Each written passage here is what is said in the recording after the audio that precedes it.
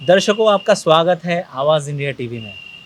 हम आवाज़ इंडिया के माध्यम से देश और दुनिया में जो भी महापुरुष और जो दिग्गज डेमोक्रेसी के लिए, लोकतंत्र के लिए, लोकतांत्रिक मूल्यों के लिए अपने अस्तित्व को पूरा कुर्बान कर देते हैं और साथ ही साथ इस देश के नेशन बिल्डिंग में एक क्रांति युग की शुरुआत करते हैं।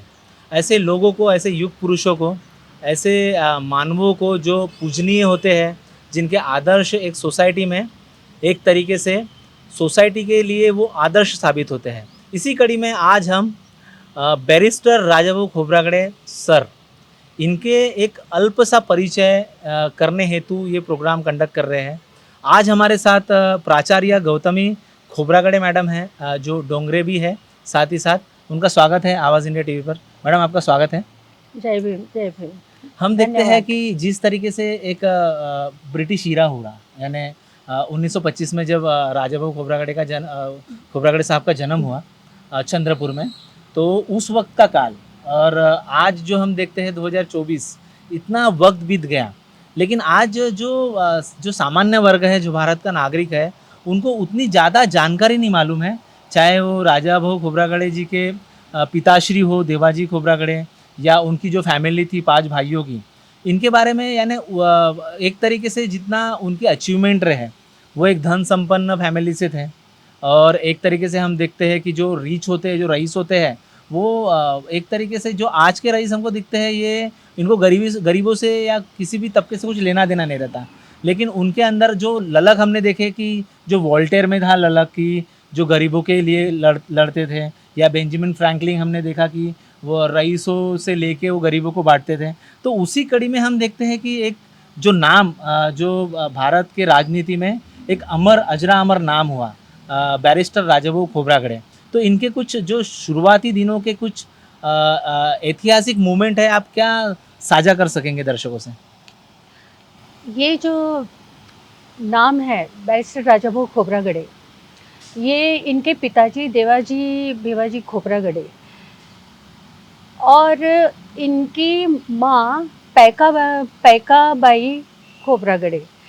तो वो अपने पूरे समाज में पहली उद्योजिका थी, पहली बिजनेसमैन। कौन सा साल होगा तकरीबन?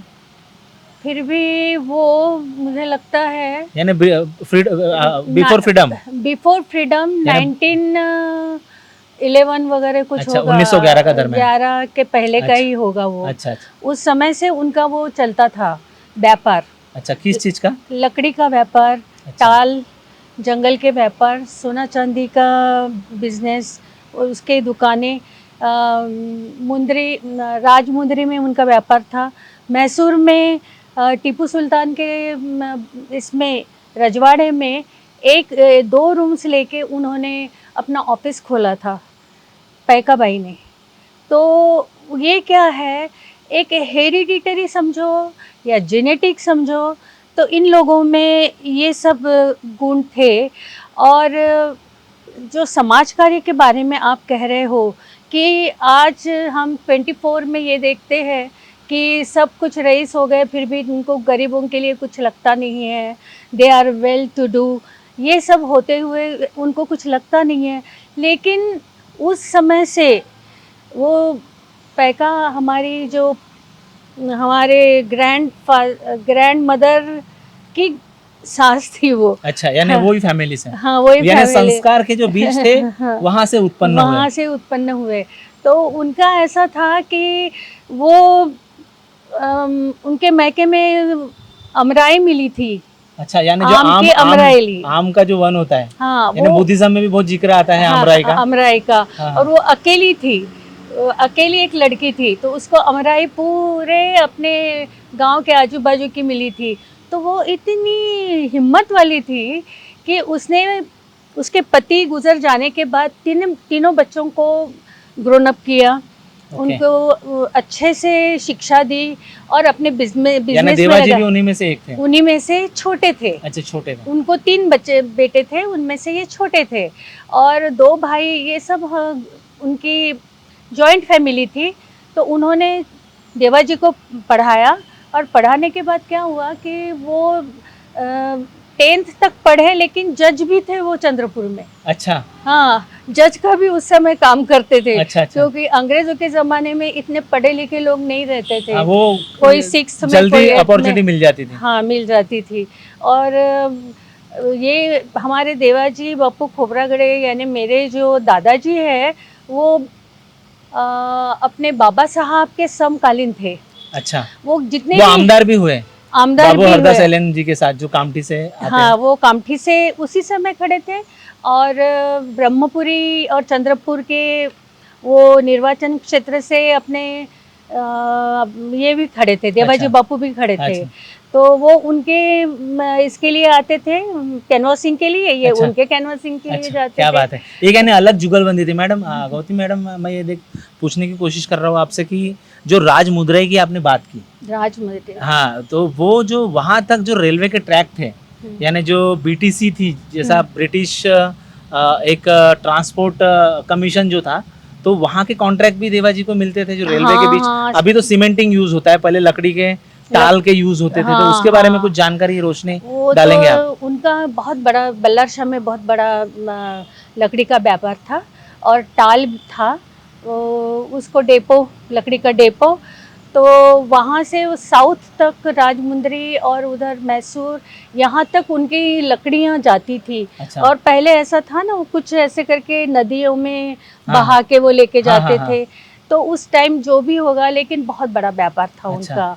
बड़ा और व्यापार। हमारे डेपो से बाबा साहब ने जब मिलिन कॉलेज के लिए ये पूछे कि भाई दरवाजे और खिड़कियों के लिए हमें लकड़ियाँ रिक्वायरमेंट चाहिए, है। रिक्वायरमेंट है, तो उन्होंने झट से बोल दिया बाबा साहब को कि आप उनकी मेजरमेंट लेके आप अपने आदमियों को मेरे पास भेज दीजिए।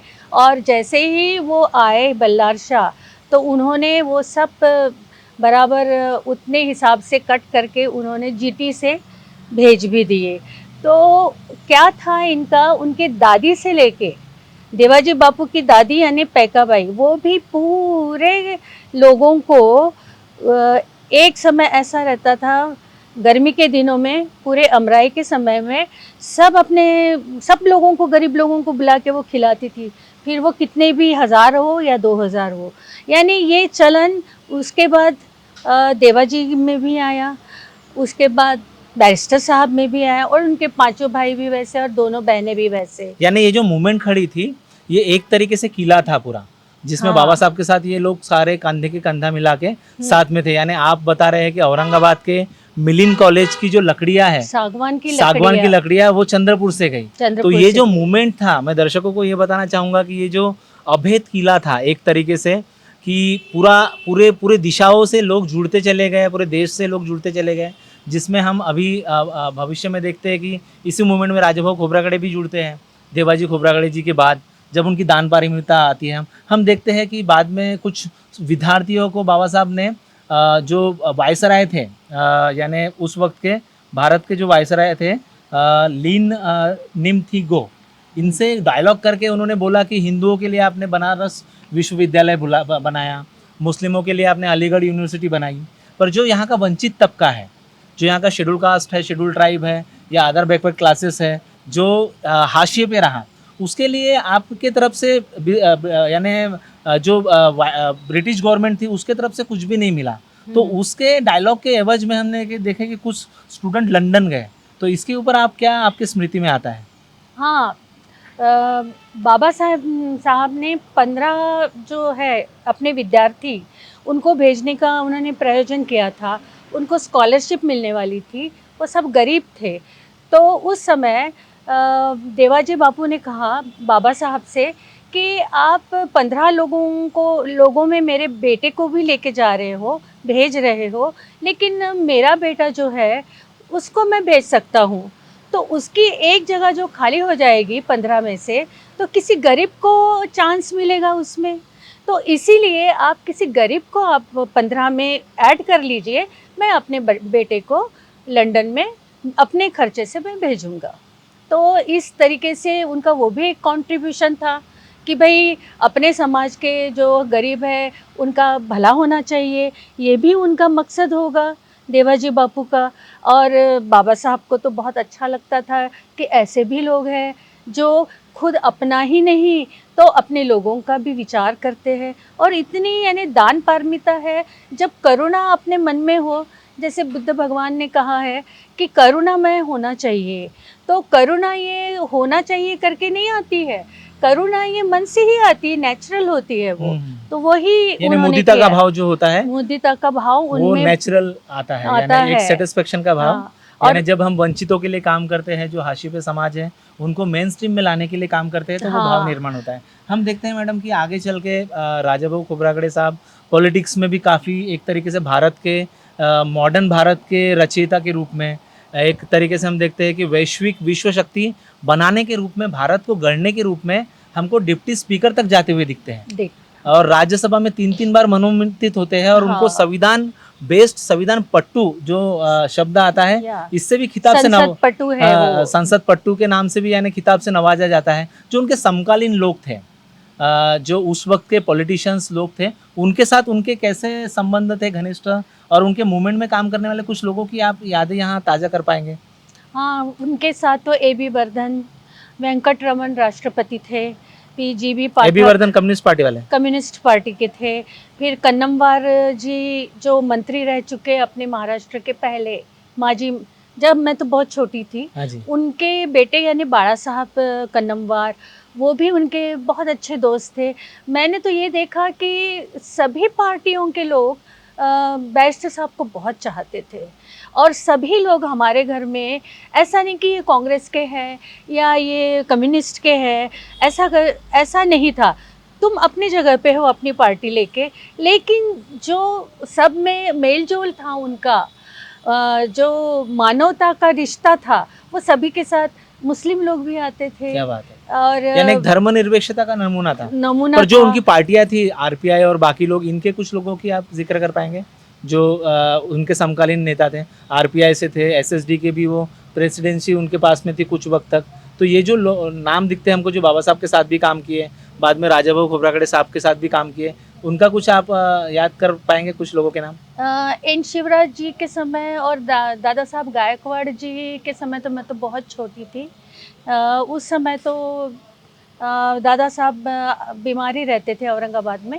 तो एक मैंने ये देखा कि बैरिस्टर साहब का एक ऐसे स्वाभिमान था कि इंदिरा गांधी ने जब उनको बुलाया था राज्यसभा के, जब वो उपाध्यक्ष पद से रिटायर्ड हो गए और चंद्रपुर में थे, उस समय उन्होंने उनको न्योता भेजा था इंदिरा गांधी ने कि आप क्या कर रहे हो जंगल में, आप इधर आ जाओ दिल्ली में, अभी आपको उपराष्ट्रपति बनाना है।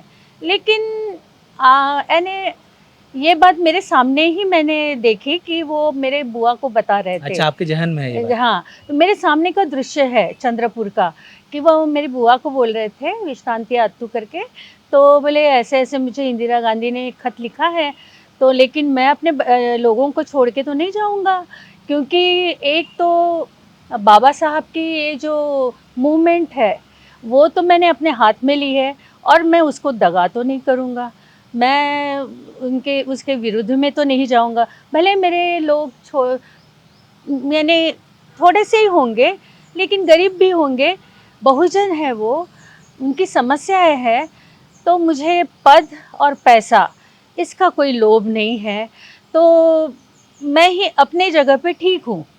मुझे कोई उपराष्ट्रपति नहीं बनना, और मैं रिपब्लिकन पार्टी छोड़ के जाने वाला नहीं हूँ, ऐसे उन्होंने उनको बिल्कुल सीधा बता दिया। ये उनमें ऐसा स्वाभिमान था। हाँ। और उनके पिताजी ने जो घर बनाया चंद्रपुर का, तो वो जो पढ़ के जिस समय आए 26 जनवरी 1950 में लंदन से बैरिस्टर होके जब आए, उसके पहले देवाजी बापू ने वहाँ पे चंद्रपुर में जो घर बनाया, जल्दी जल्दी पहले तो दादमहल में पैदा जैसे हुए, लेकिन उनके लिए खास दूसरी जगह पे जैन टॉकीज के सामने अपना जो गांधी रोड है वहाँ पे उन्होंने उनके लिए घर बनाया। तो जल्दी जल्दी में वहाँ की स्टेयर्स बनाने की रह गई थी, तो अच्छा। हमारी दादी हमेशा बताती थी कि उतना ही काम रह गया, तो बैरिस्टर साहब आने के बाद रहने लगे वहाँ पे, सब कुछ पॉलिटिकल मूवमेंट्स, सोशल मूवमेंट सब वहाँ से शुरू थी। लेकिन बैरिस्टर साहब ने कभी वो स्टेयर्स जो यानी चंद्र के आकार की जो बनानी थी वो आर्किटेक्चर आखिरी तक में, छुटी रही। तो वो नहीं बना सके। अच्छा। अपने इमारत में एक ईंट भी नहीं चढ़ा सके। अच्छा। वो इतने लॉयल थे मूवमेंट के अपने प्रति। मूवमेंट के प्रति, और उनके जो प्रिंसिपल्स थे कि मैं जो कर रहा हूँ मैं कोई ऐसे पैसा कमाने के लिए पॉलिटिक्स का काम नहीं कर रहा हूँ और समाज का काम नहीं कर रहा हूँ। और हमारे घर के जितने भी 5 भाई थे, उन्होंने अपने पॉकेट में से पैसे निकाल के लोगों की ज़रूरतें पूरी की, गरीबों की, लेकिन बाकी के लोगों से पैसा लेके वो उन्होंने ये प्रथा नहीं आज भी किया। देखते हैं हम। हाँ। गौतमी मैडम, हम देखते हैं कि जिस तरीके से भारत सरकार ने चाहे नवंबर की न्यूज़ हो, 11 नवंबर 2009 की न्यूज़ हो कि डाक टिकट जारी किया बैरिस्टर राजाभाऊ खोब्रागड़े के नाम से, या फिर हम देखते हैं कि 2024 यानी 2 जनवरी 2024 जो इसी साल की बात है, देवाजी खोब्रागड़े के नाम से कवर नोट जारी हुआ है जीपीओ के द्वारा, जनरल पोस्ट ऑफिस के द्वारा। तो भारत सरकार को इतना वक्त लग गया या किस लोगों का कंट्रीब्यूशन रहा? हम देखते हैं हमेशा कि जैसा भारत रत्न के वक्त भी एक कंट्रोवर्सी हुई कि बाबा साहब को इतना वक्त लग गया। यानी एक तरीके से आपको इसमें कुछ राजनीतिक लगता है या फिर कुछ अवेयरनेस कम लगता है कि भारत की, यानी कौन से लोग थे जो जिसने इस को इनिशिएटिव लिया और ये यहाँ तक पहुँचा, डाक टिकट तक? नहीं, ये डाक टिकट यानी बहुत देर तक आई। उसके बाद उसके पहले भी अपना भारत रत्न करके बाबा साहब को जो देना था टाइटल, वो भी बहुत देर से हुआ। तो अब हमें तो ये पता है, हमारा भारत तो ये जो जाति प्रथा है उसमें ज़्यादा विश्वास करता है और वो ही चलता आ रहा है। वैसे ब्रिटिशर्स आए तो कुछ हद तक तो हमें बहुत अच्छा हुआ कि जो जाति प्रथा थी, ब्राह्मण से लेके अतिशूद्र तक, ये 4 वर्णों में जो डिवाइड किया था, तो वो उसकी यानी तीव्रता थोड़ी कम तो लग रही थी, लेकिन फिर भी लोगों के मन से ये नहीं निकलता कि हम नीचे जात के हैं। और इसलिए जो भी कुछ होता है वो हमारे लिए एक तो देरी से होता है, नहीं तो होता भी नहीं है। और बैरिस्टर साहब ने तो 58 साल के थे उस समय वो गुज़र गए, और 30 साल के उम्र से उन्होंने जो शुरू किया, 30 नहीं 25 साल से उन्होंने शुरू किया अपना राजनीतिक ये जो कार्यक्रम। तो इतने सालों तक उन्होंने ये करने के बाद अपने मन से, तन मन धन से जो सेवा की गरीब लोगों की, सभी अपने भारत के जितने ही बहुजन लोग हैं सबकी, तो उस हिसाब से उनका तो नाम अभी पहले आना चाहिए था। यानी एक प्रकार से ये जो व्यवस्था है इसको रिकंस्ट्रक्शन करने की जरूरत है अगर से हमको महाशक्ति बनाना है तो। अंत में हम चर्चा के एकदम अंत पड़ाव पे है। ये जो आपने साल भरे का एक इनॉग्रेशन स्टार्ट किया है नागपुर से, तो यानी एक तरीके से हम देखते हैं कि बैरिस्टर राजाभाऊ खोब्रागड़े जन्म शताब्दी महोत्सव समिति के द्वारा ये जो कल भी एक प्रोग्राम है यहाँ पर, तो ये यानी क्या थीम है दर्शकों को अगर से अंत में हम बता पाए तो इसमें क्या क्या इवेंट रहेंगे और ये इसके पीछे की थीम क्या है और आप एक क्या देश और दुनिया को क्या मैसेज देना चाहते हैं इस माध्यम से? इस माध्यम से हमें काफ़ी कुछ ये करने के हैं, प्लानिंग्स है कि गरीबों के लिए, फॉरेन जाने के लिए जो स्टूडेंट गरीब है उनको क्या मदद हो सकती है, फिर उनके पढ़ाई के लिए, आईएएस की पढ़ाई के लिए जो भी यहाँ पे कोचिंग लगेगी उसके लिए जो है, और अपनी महिलाएं जो है उनके लिए कौन सा जो है कि काम यानी उससे वो कुछ कमा सके, ये है। और बाद में हमें और मीटिंग लेके काफ़ी कुछ अभी तैयार करना है। अभी कल का प्रोग्राम ये हमारा बहुत इम्पोर्टेंट है, शुरुआत हो रही है, और सभी कामों की जो लिस्ट है वो हम अभी तैयार करेंगे, लेकिन एक ही मोटो रहेगा उसमें कि समाज का भला हो, समाज कार्य हो, अपने गरीबों का भला हो। आपकी अंतिम टिप्पणी क्या रहेंगी जो वर्तमान परिप्रेक्ष्य हम देख रहे हैं भारत का या फिर मूवमेंट का या फिर अलग अलग पॉलिटिकल फ्रंट्स का, इनके लिए क्या मैसेज देंगे आपकी? यूनाइटेड हो जाइए, एक हो जाइए, क्योंकि परिस्थिति अभी जो है हम देख रहे हैं कि एक तरीके से डिक्टेटरशिप हावी हो रही है डेमोक्रेसी पे। तो इस सिचुएशन में आपको क्या लगता है, एक इतने तीक्ष्ण नज़र से जब देश की राजनीति को आप देखते हैं, तो आपका एक छोटे शब्द, कम शब्दों में क्या एक मैसेज रहेगा, मॉरल क्या रहेगा आपका? मेरा मॉरल यही है कि United stand and divided fall. Okay. तो जो अभी डिक्टेटरशिप चल रही है, उसके लिए जो अपोजिशन पार्टी है वो तो लड़ तो रही है, लेकिन बहुजन समाज जो है अपना, यानी जो भी बहुजन समाज है, दलित समाज है, तो इनमें इतने फैक्शंस हो गए हैं, इतने टुकड़े हो गए हैं, तो सभी को ऐसा लगता है कि बाबा साहब के एक फ्लैग के नीचे, झंडे के नीचे, नीले झंडे के ध्वज के नीचे सबने आना चाहिए और अपनी जो शक्ति इधर उधर स्कैटर्ड हो गई है, बिखर गई है, वो उसको एक जगह पे लाके खुद को मजबूत करके कुछ लड़ना चाहिए अपनी समस्याओं के लिए। नहीं तो हमें तो कोई इम्पोर्टेंस ही नहीं रहा। और ऐसा रहा तो बाबा साहब ने जो कार्य किया, और उन्होंने कहा था कि मैंने यहाँ तक अपना चैरियट लेके आया हूँ, जो कार्य मैंने किया है, अगर आप नहीं कर सकते हो तो आप वहीं पे रुका के रखो, लेकिन आगे नहीं ले जा सकते हो तो वहीं रखो, लेकिन पीछे मत लेके आओ। लेकिन वैसा नहीं हुआ।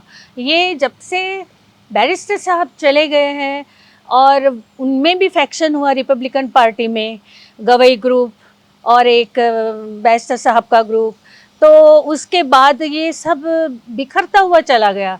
उस समय मैंने बैरिस्टर साहब को इतना चिंतित देखा कि उन्होंने इतनी कोशिश की कि भाई मैं पद नहीं लेता, आप लोग पद लो, लेकिन सब यूनाइटेड रहो, आप ऐसे बिखरने मत दो। बाबा साहब का जो सपना था और उन्होंने कार्य भी किया, और हम लोग यहाँ तक आए। बाबा साहब के बाद एक जो पीढ़ी थी और उसके बाद दूसरी पीढ़ी हमारी, हम दो पीढ़ियों ने इतना राज किया है, क्योंकि हमको आरक्षण भी बहुत अच्छा मिला है, नौकरियां भी बहुत अच्छी मिली हैं, पैसा भी लेके हमने बहुत अच्छे बंगले भी बनाए हैं, सब कुछ किया है। लेकिन उसके बाद क्या, तो दूसरी जो पीढ़ी हमारी थी, उस समय बाबा साहब ने जो संविधान लिखा और बाबा साहब ने जो संघर्ष करके, संग्राम करके हमें जो सहूलतियाँ दी, तो उसको टिकाने के लिए बैरिस्टर साहब ने बहुत आंदोलन किए, तभी तो नौकरियां हमारे जनरेशन को मिली है। हम बोलते संविधान है इसलिए, बाबा साहब ने किया इसलिए, लेकिन उसको मेंटेन भी तो करना पड़ता है। तो ये मेंटेन करने के लिए बैरिस्टर साहब ने बहुत ज़्यादा संघर्ष किया। अच्छा, ठीक। हम देखते हैं कि जब एक उद्योगपति, एक उद्योग घराना किसी भी मूवमेंट में शरीक होता है, तो वो आज के जो उद्योग घराने हम देखते हैं इससे काफ़ी अलग होता है।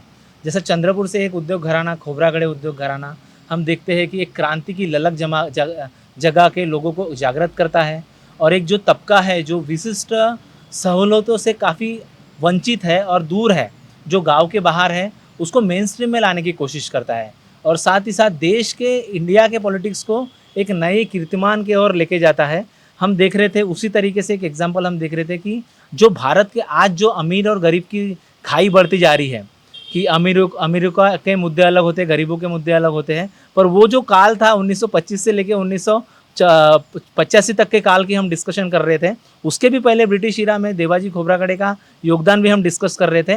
वो लोग और आज के लोग भारत के प्रति कितना स्नेह, कितना प्रेम करते हैं, कितनी मैत्री रखते हैं, इसमें हमको ज़मीन आसमान का फ़र्क आज दिख रहा था, आज दिख रहा है, और भविष्य में हम सोचते हैं कि ये बदल जाए। आज हमारे साथ प्राचार्य गौतमी खोबरागड़े मैडम थी, उनका हम हृदय से कृतज्ञता व्यक्त करते हैं। उन्होंने हमको वक्त दिया। आप बने रहे आवाज़ इंडिया टीवी से।